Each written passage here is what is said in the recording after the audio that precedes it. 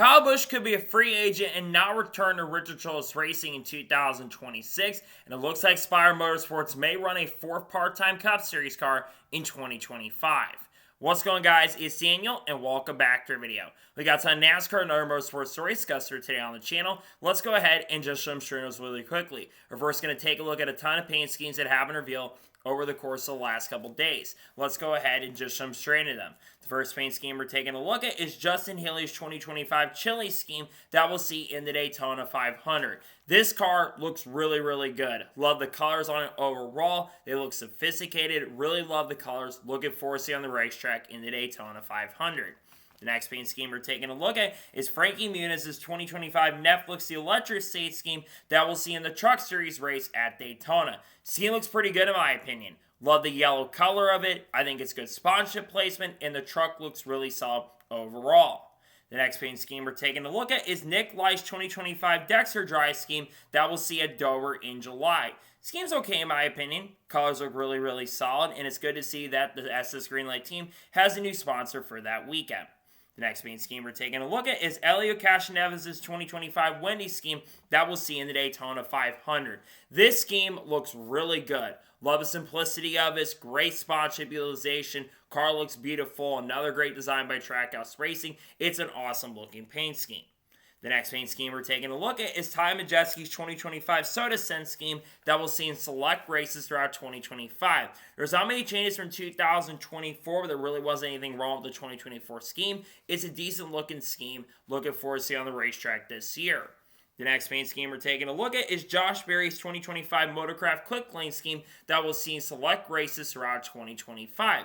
Scheme's very simple, very similar to the normal Motorcraft scheme they have. Not many changes in 2024, but simplicity is not a bad thing. It's an alright looking paint scheme.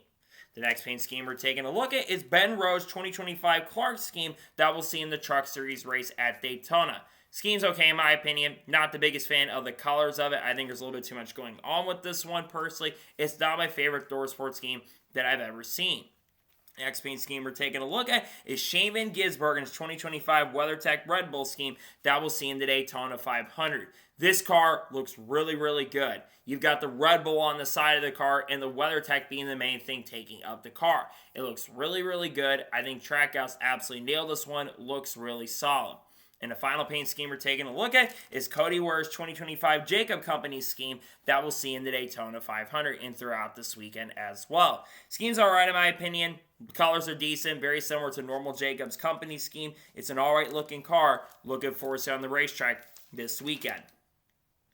And now we're going to head on to the next story of today's episode as we're talking about Volpe Foods. As it was announced yesterday that Volpe Foods will be back to sponsor Jordan Anderson Racing in 2025.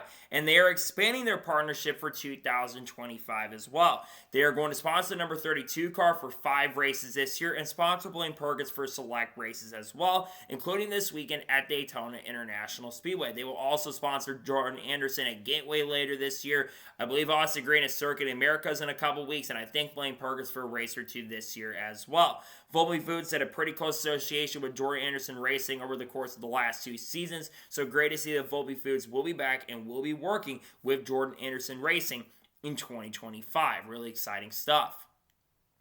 And now we're going to head on to the next story of today's episode as we're talking about the Daytona purse money for this weekend. So every single time we have a NASCAR Cup, Xfinity Series, and Truck Series race, Bob Pockus puts out the purse money for the event. And according to Bob, for the Daytona 500, it's $30,331,250. For the Xfinity race, it's $3,762,952. And for the truck race, it's $1,262,900. That is an increase for all 3 series. I think for the Daytona 500, it's about 9% from last year. For Xfinity, it's up about 10 or 11% from the prior year. And for trucks, I think it's up about 10 to 15%. Really love seeing the purse money go up every single year. Eventually, I think at some point we're going to see a Daytona 500 around $50 million in the coming years. But I think for the Daytona 500, it's really solid purse money, and I think it's good money for this weekend at this year's Daytona 500. And now we're going to head on to the next story of today's episode as we're talking about Interstate Batteries. As it was announced yesterday, Interstate Batteries is launching a new ad with Christopher Bell making a cameo and will be featured in this year's Daytona 500 as this revolves around the 2025 NASCAR season. This is something that I've been wanting to see, and we're starting to see it a little bit more frequently over the course of the last couple of years, is more of the drivers getting involved with the sponsors. Back in the 90s, especially in the early 2000s, a lot of drivers would be able to have the sponsorships and be able to be involved in ads. This is something that I've been wanting to see a lot more frequently, and I think we're starting to see that a little bit more. You've obviously got Busch Light, who's working very closely with Ross Chastain, as Ross is part of the Super Bowl commercial that many of you probably have seen, and also you've probably seen that Brandon Jones always does those Menards commercials. I want to see more drivers involved with the sponsors that bring in, so really great to see that they're launching a nude ad and getting involved with Christopher Bell. Really exciting stuff, in my opinion. And now we're going to head on to the next story of today's episode as we're talking about William Byron. As it was announced yesterday morning that William Byron has officially signed an endorsement deal with Celsius and will be drinking Celsius energy drinks going forward. William Byron is not the first driver that has signed with Celsius in NASCAR. I believe Corey LaJoie has an association with them, same with Justin Haley, and I believe Logan Mizuraka, she's also got an association. A couple other drivers like AJ Allmendinger are endorsing in Celsius currently at the moment. But William Byron is the first top-level driver that is working with the Celsius brand in NASCAR.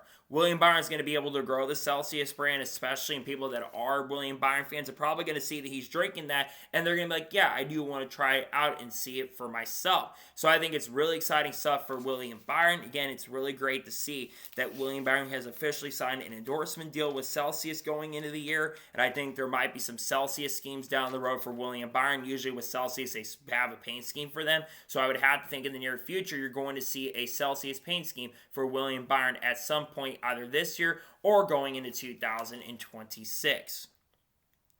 And now we're going to head on to the next story of today's episode as we're talking about Alan Richardson. As it was announced earlier this week on Tuesday that Alan Richardson will be the honorary pace car driver for the Daytona 500. I've heard the name Alan Richardson before. I don't know exactly what movies or what things he does associate with, but when I saw the post, it was a really, really big deal. And I think it's cool to see someone outside of the NASCAR world is getting the chance and opportunity to drive the pace car in this year's Daytona 500. We've seen a lot of times before, though, so it's nothing new. But I think it's great to see that Alan Richardson will get the chance and opportunity to drive the pace car for this year's Daytona 500. I think he'll get to do that quite a few times throughout the event. So nonetheless, really awesome and great to see that that is going to be a thing for the 2025 Daytona 500. A really great opportunity for him.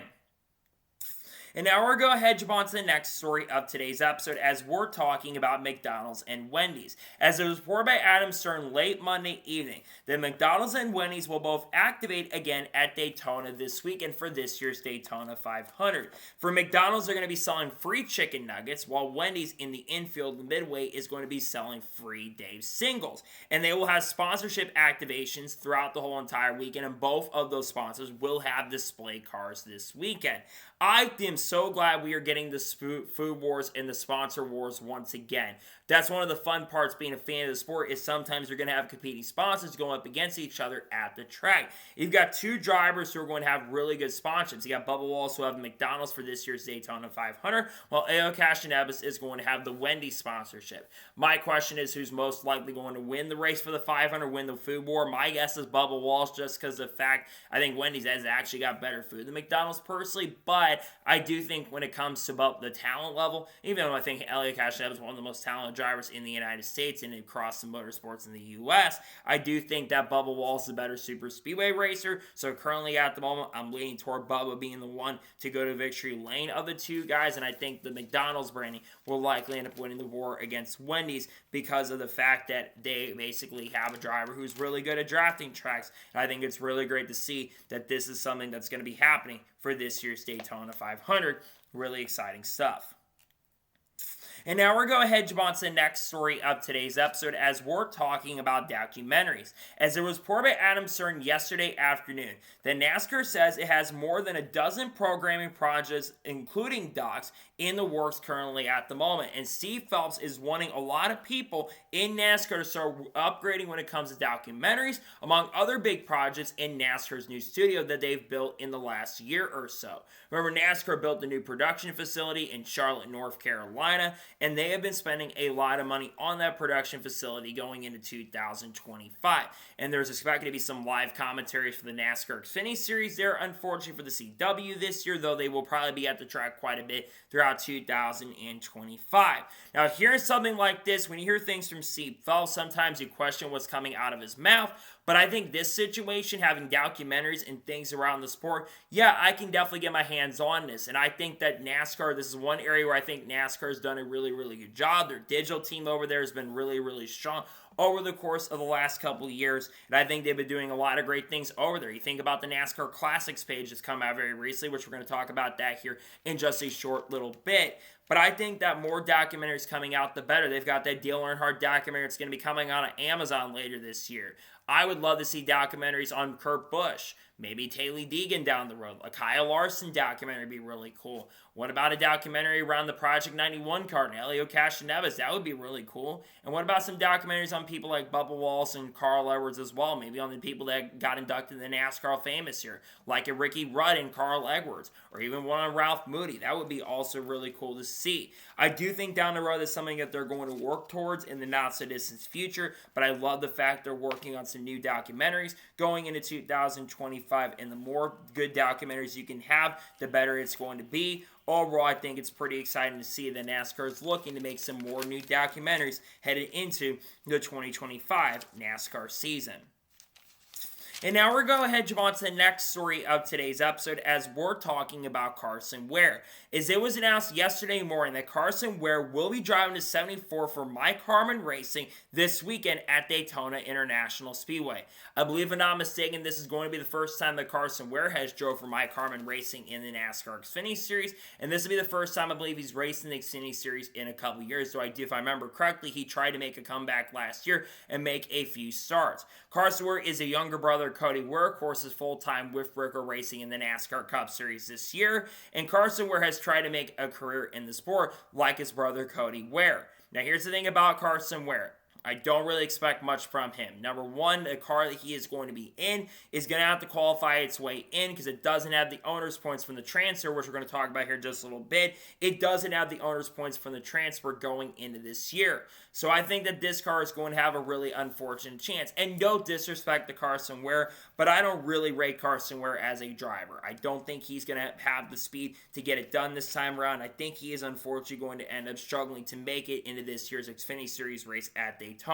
Now, down the road, I think that Carson will get more chances and opportunities in Mike Harmon Racing if he could bring the sponsorship and funding, which it seems like he does have a little bit of sponsorship and funding going into this event, which is why he's getting the opportunity with Mike Harmon Racing in the first place. So great opportunity for him. Again, though, I don't expect him to set the world on fire, and I think he ends up struggling a bit and not most likely making the event. I think it's going to be difficult, especially with the amount of cars that are entering this year's Xfinity event. I think it's going to be difficult for him to make the Xfinity opener at Daytona this weekend with Mike Harmon Racing. And now we're going to head on to the next story of today's episode as we're talking about Keelan Harvick and Kevin Harvick. As it was announced yesterday morning that Keelan Harvick and Kevin Harvick will be racing together on May 31st in limited late models at Kern County and Kevin Harvick's Kern County Raceway on May 31st. This is going to be the first time that both of them have been competing against each other. We've seen both of them racing late models over the course of the last year or so as Keelan Harvick transitions away from the go-karting scene and focuses more on stock car racing going into 2025 as Keelan has a lot of aspirations to go NASCAR racing in the next couple of years. This is really, really exciting stuff to see. I think that Keelan and Kevin going up against each other father versus son. We don't see that a lot of times, especially on the track. But I think both are going to have really competitive equipment. They're going to have the KHI stuff and work with Rackley Racing in this event. And I look for both of the individuals to be pretty competitive and really solid this time around. And I think there's going to be a lot of people showing up. Having a big name like Kevin Harvick, who of course has ownership of this track currently at the moment and promotion of the track as well, I think that is absolutely also really, really huge. So I think both are going to be pretty competitive. We know the cars they're going to be in are very, very solid. And I think it's, again, very exciting nonetheless to see that this is going to become a thing. This time around, really awesome and great to see that we're going to see Keelan Harvick and Kevin Harvick get to race against each other for the first time in a single event. They've been there to support each other. Now they're going to go ahead and race against each other at Kern County later in the next couple months at the end of the month around Memorial Day weekend. Pretty exciting stuff in my honest opinion.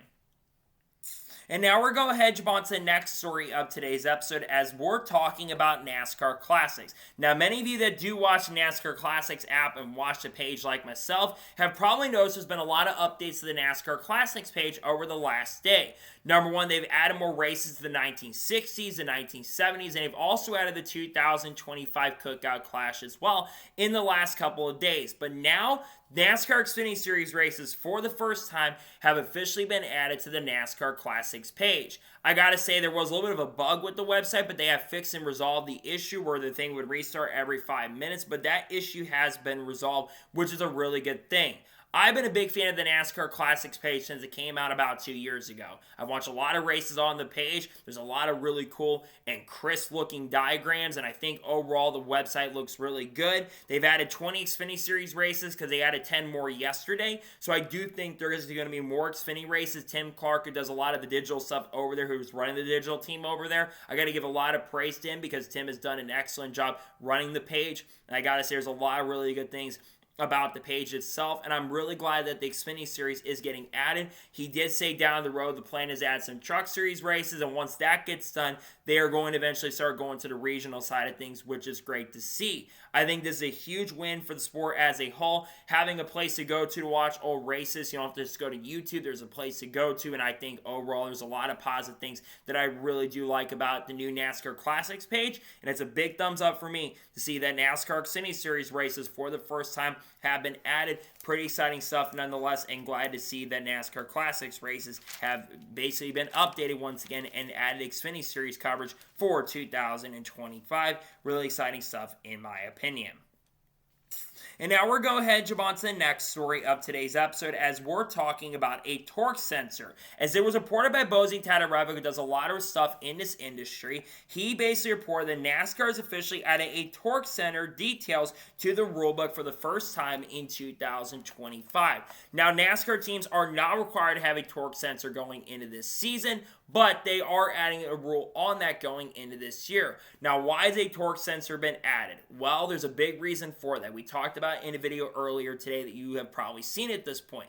But NASCAR is in deep talks and conversations about having another manufacturer join the sport. And this torque sensor, which is going to be tested throughout the 2025 season, this tells me there's a big thing going on and that we might eventually end up getting multiple engine formulas going into the future, which will bring in balance of performance. Now, currently at the moment, IMSA does have a balance of performances. You've got multiple different types of engine formulas and engine components that are being run currently at the moment, because right now you don't have people like Honda, people like Kia, people like Hyundai, who've all been expressed interest in coming to NASCAR in recent years. They all don't have aspirated V8 engines and those pushrod V8 engines. So they would have to go and bring in different engine formulas, and this torque sensor is going to be there to really bring in a lot of different power. Look, NASCAR in the near future is going to have to get another manufacturer. Chevrolet, we don't know the long-term future of their plans in NASCAR currently at the moment right now. And there's some questions surrounding the future of that right now. And there's some other things that really we are kind of questioning at this point currently at the moment. So I think having this torque sensor come into play, I think that's something that we're going to have to keep watching out for as time progresses and goes on. So I think it's absolutely a really, really big deal to think about them adding a torque sensor to the back of the car for the output of power and the balance of performance, as well as manufacturers look to come in the next couple of years. Is something to keep your eyes out on as we see more interest from manufacturers coming very, very soon. Keep an eye out on more information coming out about that really, really soon. And now we're going to head on to the next story of today's episode as we're talking about Doug Boles. As it was announced yesterday afternoon that Doug Boles has officially been named the new president of IndyCar, taking over the role for Jay Frye, who's been the president of IndyCar since around 2014 or 2015 after taking the role himself from Randy Bernard.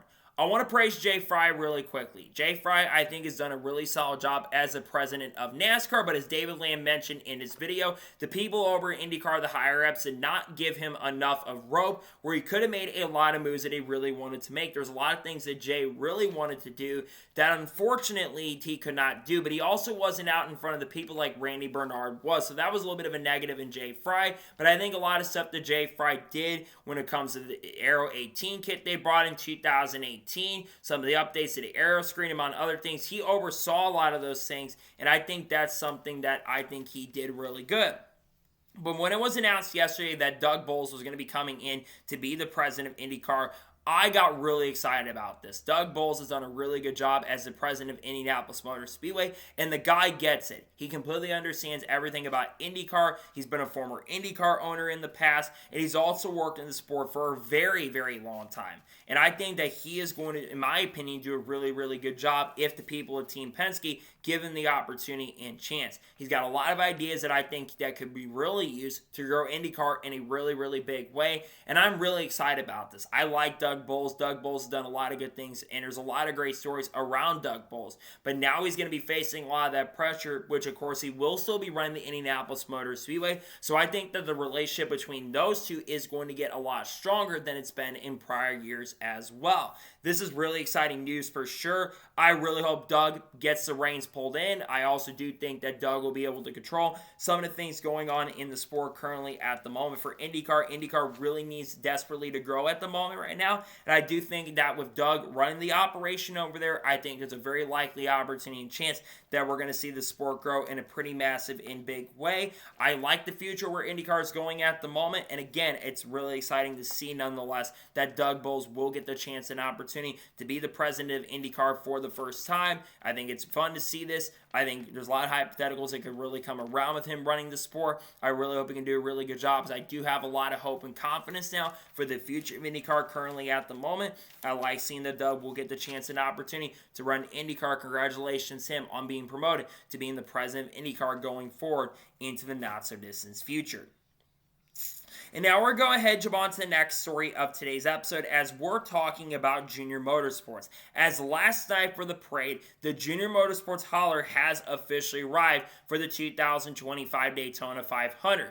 Later this evening, and many of you probably will see this tomorrow, Junior Motorsports will be attempting to qualify for their first ever Daytona 500 and their first ever NASCAR Cup Series race as well. Justin Allgaier will be driving the number 40 car for Junior Motorsports, and this in association with Chris Stapleton, which of course will have the Travelers Whiskey brand as a big sponsor for the stuff. I think that this hauler, I gotta say, looks absolutely incredible. And there's obviously a lot of this talk and conversations about the future Junior Motorsports currently at the moment. Could we see Junior Motorsports expand and run more than just the Daytona 500 this year? Dale Jr. has said publicly that the only plan right now is to run the Daytona 500 currently at the moment. Maybe they do decide to do something for 2026. If you've watched my bold predictions, I did predict that we're going to see Junior Motorsports maybe make more starts by the end of this year and try to run maybe a full-time program in 2026. But I think their chances to make the Daytona 500 are very, very likely. And there's a really good realistic chance that they're going to qualify their way in the Daytona 500 later tonight.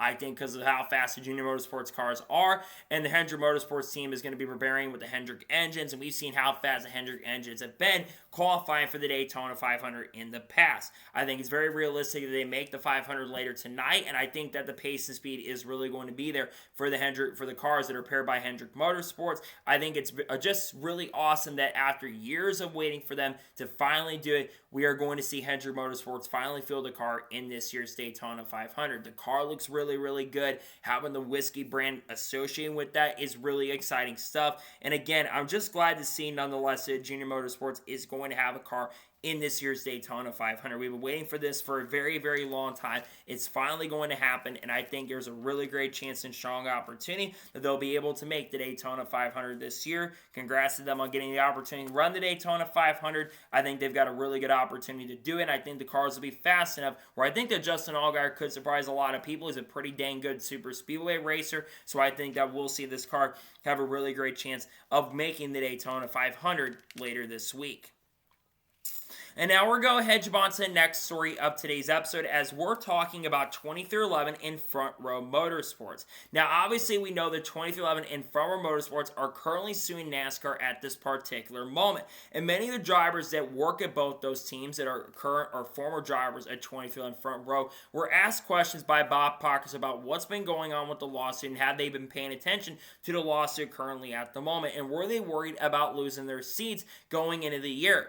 Noah Gragson was one of the big ones that kind of spoke on this, and he said he wasn't really too concerned about losing his seat. He has been paying attention to the lawsuit a little bit, but he hasn't also been on social media every single day because he doesn't want to be focused on the lawsuit fully. I think Bubba Wallace also spoke on it as well currently at the moment, and I think there's a lot of other drivers like Todd Gillen who spoke on it as well. Currently, 2311 and Front Row are suing NASCAR at this particular moment. And going into the offseason, there was a lot of concern about the drivers at 2311 and Front Row because a lot of those drivers had a charter clause inside of it. And had NASCAR been able to win that side and the teams would not have been able to be granted their preliminary injunction, all the drivers at 2311 and Front Row could have all been free agents going into this year. Tyler Reddick basically had an agreement that was signed where he had to have a charter car, and it was 30 days past that contract, and the contract could have been terminated, and he could have gone and found a new ride going into 2025. Same thing goes for Bubba Wallace. Same thing goes for Todd Gillen. Same thing goes for Noah Gragson and Corey Heim and Zane Smith and Riley Herbst. All 7 of these drivers had charter clauses inside of their contracts. And had they not been able to sign a charter agreement, there then could have been a very realistic possibility that all those drivers could have been free agents and the silly season could have been officially changed and we could have been scrambling and all these drivers could have been scrambling to find rides heading into 2025. And I think a lot of drivers would have ended up being on the move or loaned out to other programs for 2025. Luckily for the drivers at 2311 and Front Row Motorsports, they were able to get their charters granted, and NASCAR, of course, tried to go ahead and appeal those, but it sounds like NASCAR's kind of backed off on that, which is why we haven't had many updates on the lawsuit in recent weeks. So the next big update for the lawsuit is that there is going to be discovery coming into play in the next couple of months. I think on July 17th is when discovery is due, and then the court date is December the 1st, so they're hoping to have the court date wrapped up and resolved by the end of the year. For all the drivers, they all have their charters going into 2025, and I think it's really something very interesting to look at as well, right? We know that they all wanted the race going into the year, and you look at both these teams. These are 2 teams that are currently on the rise. 2311 had a chance to win the championship last year with Tyler Reddick, and Front Row has 3 really good young drivers and 2 drivers in the development program of Chandler Smith and Lane Riggs, who both, in my opinion, in the coming years are going to be Cup Series drivers with the team in the near future if the drivers at Front Row don't pan out. So I really like the future of both the programs going into this year, and I think both have a lot of potential to really step up and run really strongly going into 2025. So I think it's good to see they speak on the lawsuit. There's going to be more stuff coming out about this lawsuit as time progresses and goes on, especially Michael Jordan involved. There was a Washington Post article that came out very recently which explained a lot of stuff going on, and I think that this lawsuit isn't good for NASCAR, and they probably want to bring this up and wrap it up very quickly. I think the fact they're looking to sell the sport a little bit tells me that they might be interested in backing up on the lawsuit, maybe reaching a settlement, but I'm not entirely sure. But it'll definitely be something to watch out for in regards to the lawsuit in the coming months and days as well. And now we're going to jump on to the first of 2 major stories in today's episode as we're talking a little bit about silly season. Now, many of you have probably seen this on social media, but Joseph Srigley from TobyChristie.com has been handed basically some documents in regards to owners' points transfers going into 2025. And it seems like there's a lot of changes and potentially new teams that could be forming in NASCAR Xfinity, Cup, and Truck Series competition heading into 2025. Let's first begin by talking about the NASCAR Craftsman Truck Series really quick. First with Niece Motorsports. It looks like Niece Motorsports may be fielding the number 47 truck in 2025. So it looks like we may end up seeing a 5th part-time entry for Nice Motorsports going into the year. Now there's a potential possibility that 47 truck could be the number 44 or the 41 going into this year. So that number might end up changing. I'm thinking it's most likely the 41 that's going to be part-time with Ross Chastain, Bailey Curry, and Matt Gold. So I don't think they've transferred the 41 points going here. They might have gone to the 44 that Bailey Curry is going to drive part-time this year. We will see Nice Motorsports most likely run another part-time car at some point this year.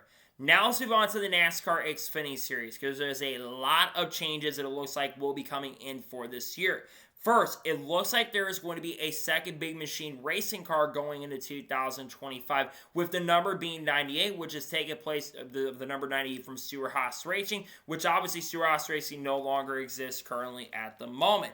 Now, who could be the driver behind the wheel of this second big machine racing car? Well, my best guess is most likely Parker Kligerman, who is expected to run some select starts of Big Machine Racing, who still works really closely with that team going into the year, even though he will, of course, be working in the booth at some point this year. But with the Gamebridge money that's going to be coming in, with Nick Sanchez and Rev Racing kind of going up with them into this year, Gamebridge having association, they've got more money going into the year. So maybe we see some drivers, some trucks like a Roger Kroof get behind the wheel. Maybe Andres Perez does make his NASCAR Xfinity Series debut.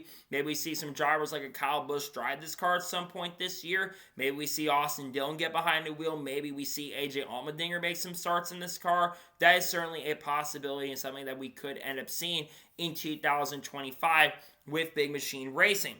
It seems like there's a new team called Cyber Dynamics, like number 168. This is a new team that I've really not heard anything currently at the moment. It seems like this could be a crypto scheme. They might show up maybe at Super Speedways. They might show up at road courses. They might be a team that we've already seen at this point. Moving on to Hill Motorsports, it looks like they're going to be fielding a NASCAR Xfinity Series ride at some point this year. Most likely seems like the number 56. We could see Timmy Hill make some Xfinity Series starts this year, as of course MBM will not be running a lot of Xfinity races this year. So I have to think a lot of the people from MBM are going to work really closely with Hill Motorsports going into this year, especially with Timmy's affiliation with that program over the last 10 years or so. So I think Hill Motorsports will run races with Timmy Hill most likely. It seems like Young's Motorsports is also going to run a second part-time entry in the NASCAR Xfinity Series this year with the 02 car. I would have to lean toward maybe Cole Raz being the driver, considering Cole Raz had a pretty close affiliation with Young's Motorsports. And also, I would not rule out the possibility of one of the drivers that's currently part of their team at the moment right now, that being someone in the camp who's done a lot of stuff over there. Like, I can't remember the guy's name exactly, but the guy who works really closely with the team in their truck program, Logan Beards, who I'm talking about, I had to think he also could get behind the wheel of that Young's Motorsports team. I think he does affiliation maybe Young's or something like that, or maybe someone in their truck program like Nathan Bird could make starts with the Young's Motorsports team in 2025. And then finally with AM Racing, it looks like AM Racing is going to field a second part-time entry this year with the number 76. Cole Raz, the name I think about, who could be a potential candidate to get behind the wheel of that seat. Maybe somehow Haley Deegan gets in there at some point. There were rumors about Lawless Allen going in there at one point into a second AM Racing machine. It doesn't seem like that is going to happen this year with him being full-time with Venturini Motorsports. Again, maybe Haley Deegan, she comes back and does a one-off start with the program this year. Maybe we see some Cup guys like a Josh Berry, maybe a Joey Logano, maybe Brad Keselowski come in and help that program going into 2025. I think that certainly is a pretty big possibility going into the 2025 year. And now let's go to the Cup Series, and the main reason you probably have clicked. It looks like Spire Motorsports is, in fact, going to run a fourth part-time entry in the NASCAR Cup Series in 2025, and they'll be using the 07 number. The 07 has not been used in the NASCAR Cup Series in quite some time. I think the last time it was used was when Robbie Gordon was trying to run the 07 car back, I think, in 2013 or 2014, I'm pretty sure. So that's going to be something very interesting. We know the Spire is very obsessed with the number 7. That's been the number they've used throughout their time in NASCAR competition. And of course, they're using a 07 truck this year on a part-time basis, and Michael McDowell driving it. So my question is, who is going to drive this fourth Spire car going into 2025?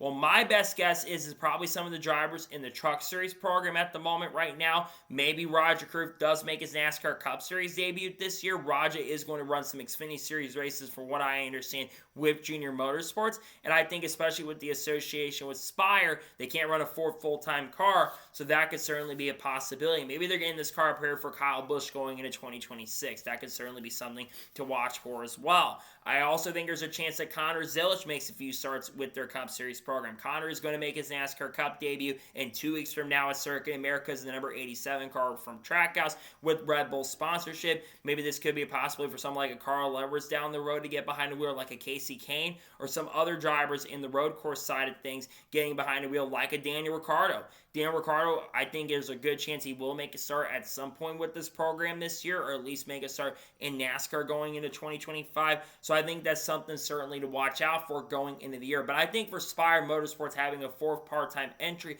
I think it is absolutely a massive and a really, really huge deal. And I think it's great to see Spire will, in fact, have a fourth car in the NASCAR Cup Series this year, at least on a part-time basis, and that's more resources. And with Hendrick having a closer affiliation with Spire going into 2025, I think this is something to keep your eyes out on as well. So nonetheless, it's great to see that Spire is going to field a fourth part-time entry in 2025, and I'm glad to see this is something that's going to be coming into play this year, as I think Spire's been looking to get up and improve their stuff going into the year. Glad to see that Spire will have a fourth car going into 2025. It's a big win for them, right? They're looking to get better. They're looking to get stronger going into the year, and again, great to see that Spire will look to expand their horizons and get a lot better going into the 2025 NASCAR season with a fourth part-time entry. And now we're going to jump on to the final major story of today's episode, as we're doing a little bit of a mini silly season update. So a couple days ago, Bob Pockrass wrote an article in regards to some teams that are at a crossroads going into 2025. The 4 teams that he mentions are Legacy Motor Club, RFK Racing, Trackhouse Racing, and Richard Childress Racing.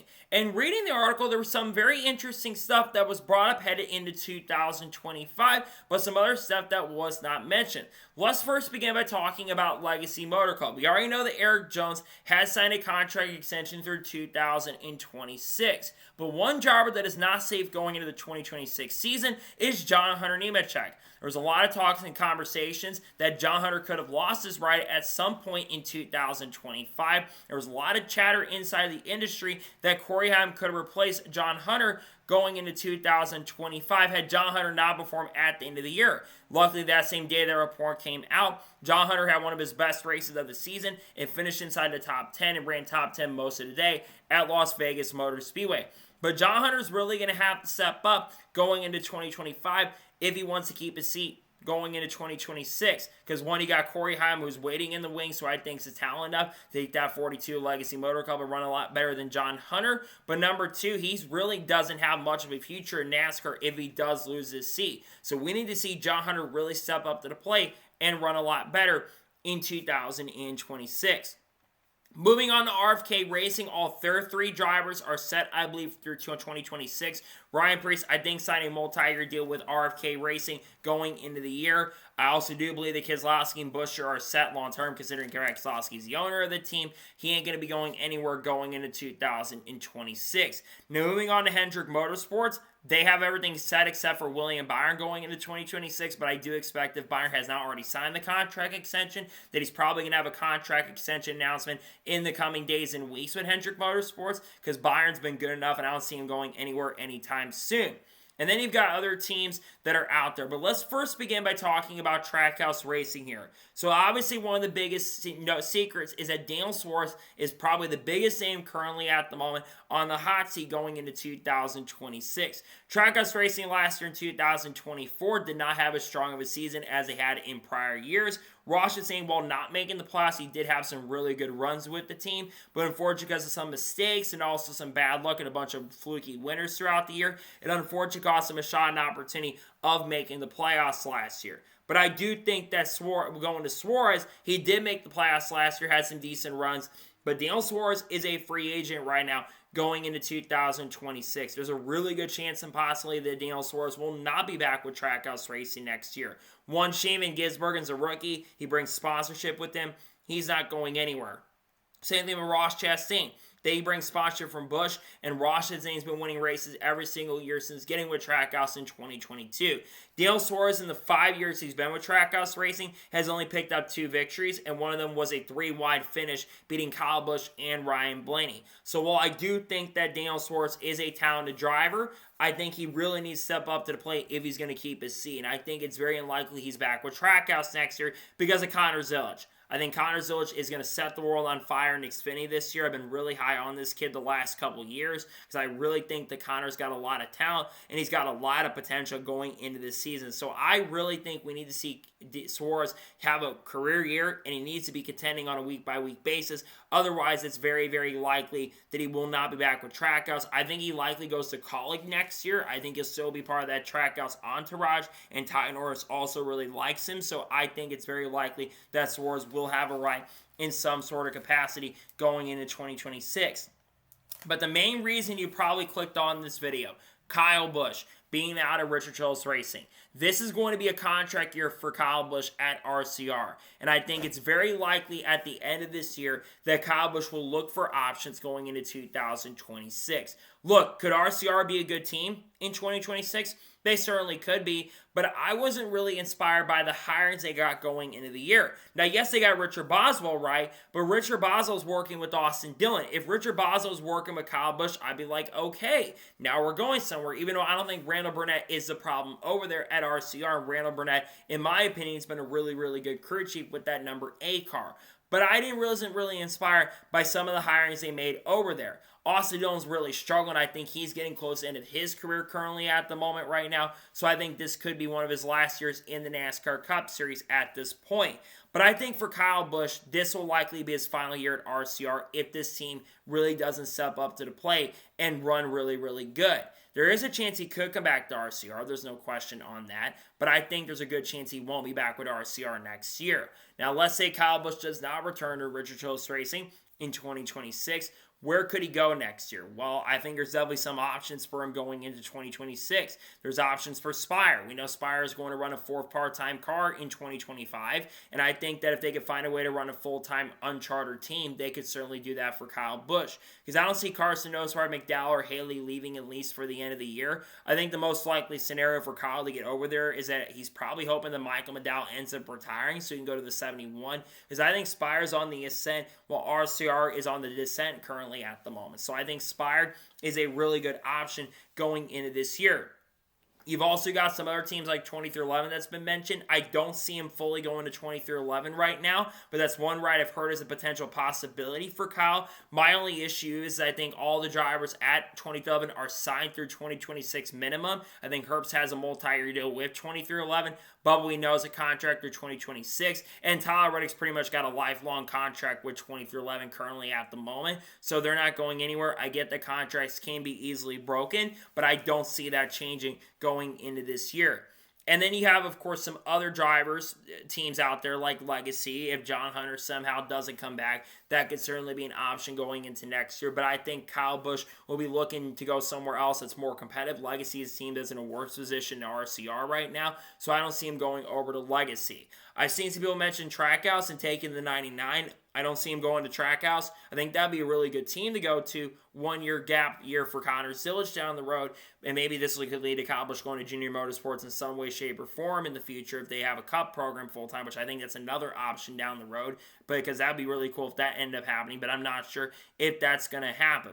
At the end of the day, I think there's a really good chance that Kyle Busch will not be back with RCR going into next year. I just don't see him sticking around with RCR if the team can really not get it together. And if the team really struggles and he doesn't exercise that option with RCR, I think he'll be looking elsewhere and looking for better options, which I think is what he's going to be looking for going into 2026.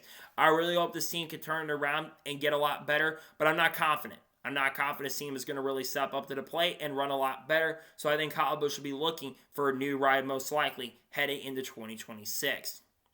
So, that is going to be today's long NASCAR news and motorsports news episode. I want to thank you guys for watching. Please subscribe to the channel, notifications on, so if I win a video, it does go live on my channel. Follow me Twitter, Facebook, and Instagram, and support me on Patreon as well. Let's get below that and comment your thoughts below on today's episode. You think Kyle Busch returns to RCR next year or not? Let me your thoughts in the comments below. And what are your thoughts about Spire running a 4th car this year? Let me your thoughts in the comments below.